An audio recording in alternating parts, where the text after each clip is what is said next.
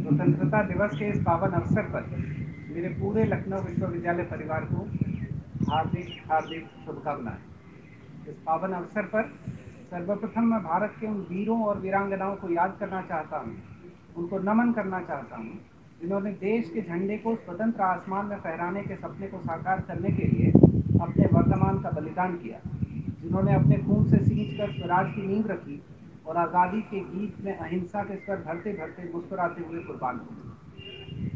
साथ ही मैं नमन करता हूं इस आज़ादी के आज के रक्षक देश की सीमाओं पर तैनात उन लौह पुरुषों को, जिनके व्यक्तित्व के आगे हिमालय का कद भी छोटा पड़ जाता है और जो आज भी यही कहते हैं, है लिए हथियार दुश्मन ताक में बैठा उधर और हम तैयार हैं सीना लिए अपना इधर, खून से खेलेंगे होली घर वतन मुश्किल में है, सरफरोशी की तमन्ना अब हमारी।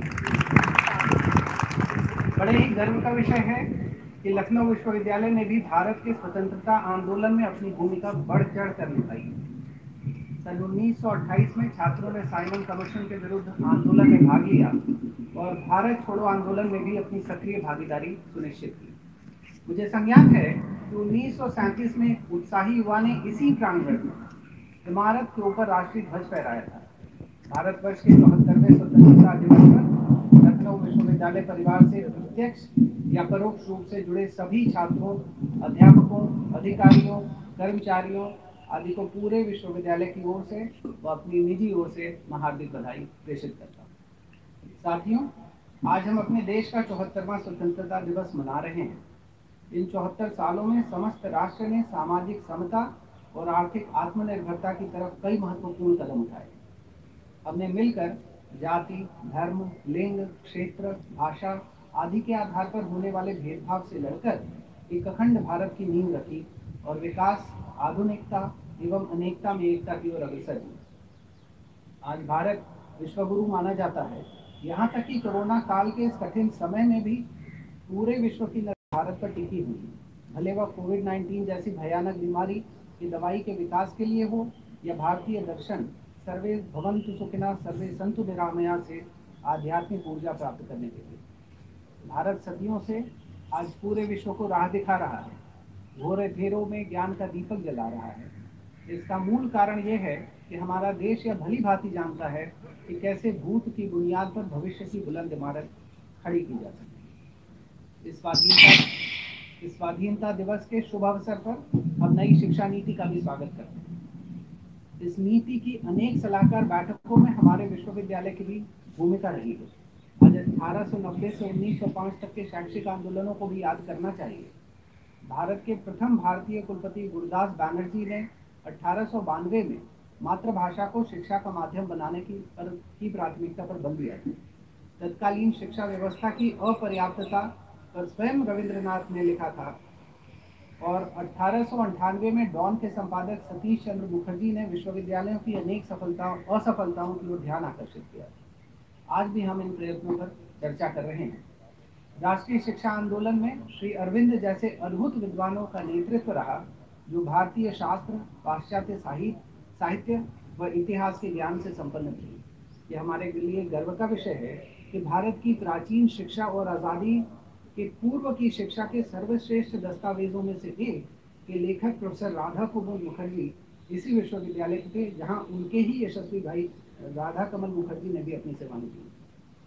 आज से 100 वर्ष पूर्व 1920 में भारतीय शिक्षा आंदोलन ने 3 प्रमुख बिंदुओं पर बल दिया था, जिसमें पहला था भारतीय शिक्षा पर भारतीयों का अधिकार, मातृभूमि के प्रेम पर बल, पाश्चात्य अंधानुकरण नहीं। विदुषी एनी बेसेंट का नाम आप सबने सुना होगा। उन्होंने कहा था, भारत को बदतर या बेहतर इंग्लैंड नहीं बनना, उसे एक शक्तिशाली भारत के रूप में ही विकसित होना। महात्मा गांधी आत्मनिर्भरता परक शिक्षा पर बल देते रहे, जहां पर दस्तकारी, मातृभाषा, गणित, सामाजिक विज्ञान, सामान्य ज्ञान, चित्रकला, संगीत इत्यादि सभी बुनियादी तालीम का भाग सुनिश्चित हो, ऐसा उनका मानना था। आज नई शिक्षा नीति पुनः मल्टी डिसिप्लिनरी एजुकेशन की बात कर रही है। हमारा यह भी सौभाग्य है कि 1948 में आज़ाद भारत के प्रथम विश्वविद्यालय शिक्षा आयोग में doctor Meghnad Saha, doctor Zakir Hussain, doctor Lakshman Swami Mudaliar के साथ हमारे तत्कालीन कला संकाय के अध्यक्ष एवं अंग्रेजी विभागाध्यक्ष डॉक्टर निर्मल कुमार सिद्धांत भी थे। उनका नेतृत्व डॉक्टर सर्वपल्ली राधाकृष्णन कर रहे थे, जो उस समय ऑक्सफोर्ड में प्राध्यापक थे। विश्वविद्यालय सभ्यताओं का केंद्रीय भाग है, जहां हम बौद्धिक हिचकोलों से भरी यात्रा को सुगम बनाते हैं। साहस और रचनात्मकता से सीमित साधनों में दूरस्थ पहुंच बनाने का प्रयास करते हुए गुणवत्ता विस्तार का लगातार प्रयास करते हैं। हम बार बार याद करते हैं कि शिक्षा मुक्तिदायिनी होनी चाहिए। यह विद्यार्थियों के लिए किसी अज्ञान रूपी रोग का कष्टपूर्ण इलाज नहीं है। यह उनकी स्वाभाविक मानसिक ऊर्जा को अभिव्यक्ति देने का आनंदमय प्रयास है। साथियों, हमारा विश्वविद्यालय स्वतंत्रता संग्राम से लेकर 15 अगस्त 1947 के पावन दिन का साक्षी होते हुए आज देश के 74वें स्वाधीनता दिवस तक आ पहुंचा है। विश्वविद्यालय के साथ महिमा मंडित शिक्षाविदों, एक भारत श्रेष्ठ भारत के सपने को साकार करते युवाओं और शोध क्षेत्र के महारथियों की पूरी फौज खड़ी है, जिसने पिछले 99 वर्षों से देश और समाज की सेवा में अपना विश्वविद्यालय का नाम रोशन किया है। यह मेरा सौभाग्य है कि मैं लखनऊ विश्वविद्यालय के 100वें वर्ष में इसका कुलपति नियुक्त होकर इस गौरवशाली इतिहास का भागी बन पाया हूँ। लेकिन मैं आपसे अत्यंत विनम्रता और अत्यधिक विश्वास के साथ ये कह सकता हूँ कि विश्वविद्यालय का न सिर्फ इतिहास अत्यंत गौरवशाली है, बल्कि इसका भविष्य इतना ही आदर्श है। शताब्दी वर्ष से बेहतर और क्या अवसर हो सकता है जब हम अपने आगामी 100 वर्ष की नींव रखें। यह कहते हुए मुझे अत्यंत गर्व महसूस होता है कि इस दिशा में लखनऊ विश्वविद्यालय ने मजबूत कदम बढ़ाए हैं। Environmental sustainability and climate change जैसे विषय में भारतवर्ष की प्रतिबद्धता के दृष्टिगत लखनऊ विश्वविद्यालय ने गणतंत्र दिवस के अवसर पर एक व्यापक वृक्षारोपण कार्यक्रम अपने महाविद्यालयों को साथ लेकर किया था। आप सब उसके साक्षी थे। इस वर्ष विश्वविद्यालय ने 3 नई वाटिकाओं का भी स्वागत किया, अपना कार्बन फुटप्रिंट कैलकुलेशन का कार्य आरंभ किया, ग्रीन ऑडिट शुरू किया, द एनवायरमेंटल पॉलिसी और आईटी वेस्ट पॉलिसी जैसी नीतियां भी बनाई। शताब्दी वर्ष में विश्वविद्यालय ने अपना नया डीलिट और पीएचडी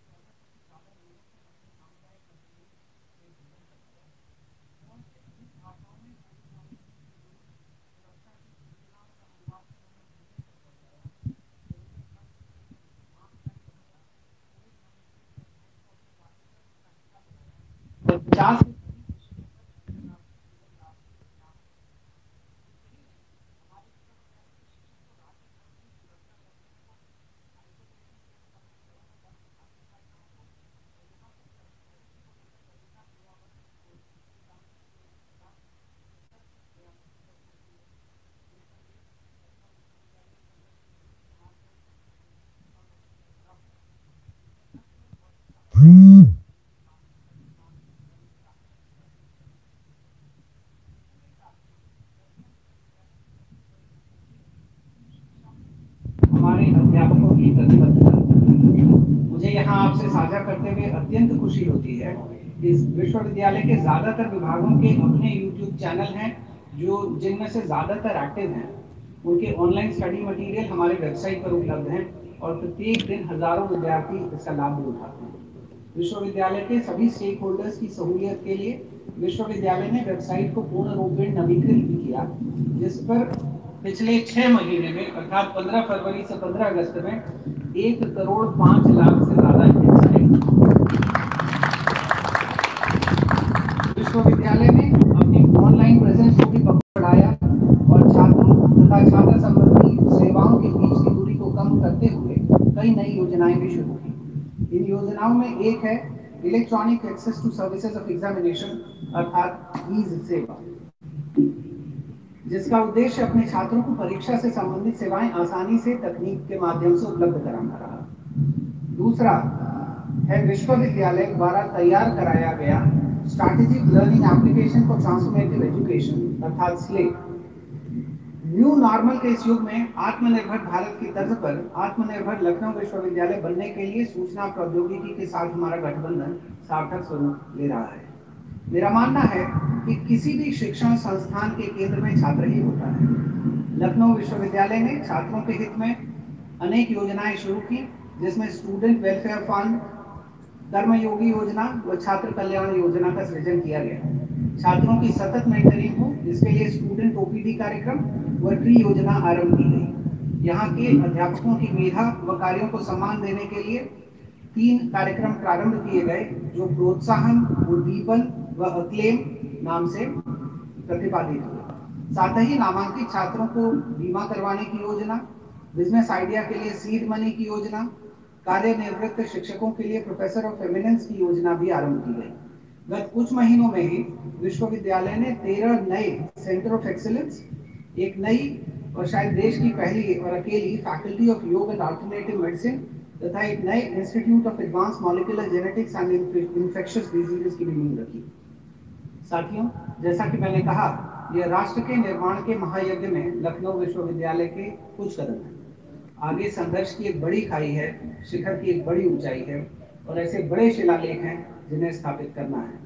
आज देश के 74वें स्वतंत्रता दिवस पर आइए हम सब संकल्प लें कि नए भारत के निर्माण में हम हर कदम पर छात्र, समाज व राष्ट्र हित में संलग्न रहेंगे। हमारे सभी विभाग, सभी अध्यापक, अधिकारी, कर्मचारी पूरे मनोयोग से विश्वविद्यालय के 100वें वर्ष में कटिबद्ध होकर कार्य कर रहे हैं। उन सबको मेरा हार्दिक साधुवाद। पारस्परिक सम्मान, प्रेम और विश्वास ही मानवीय शिक्षा का मूल मंत्र है। भारत के मानवीय मूल्य है। इस स्वतंत्रता दिवस पर एक बार पुनः अपने अंतःस्थल से मैं आप सबको हार्दिक बधाई देता हूँ। जय हिंद, जय भारत।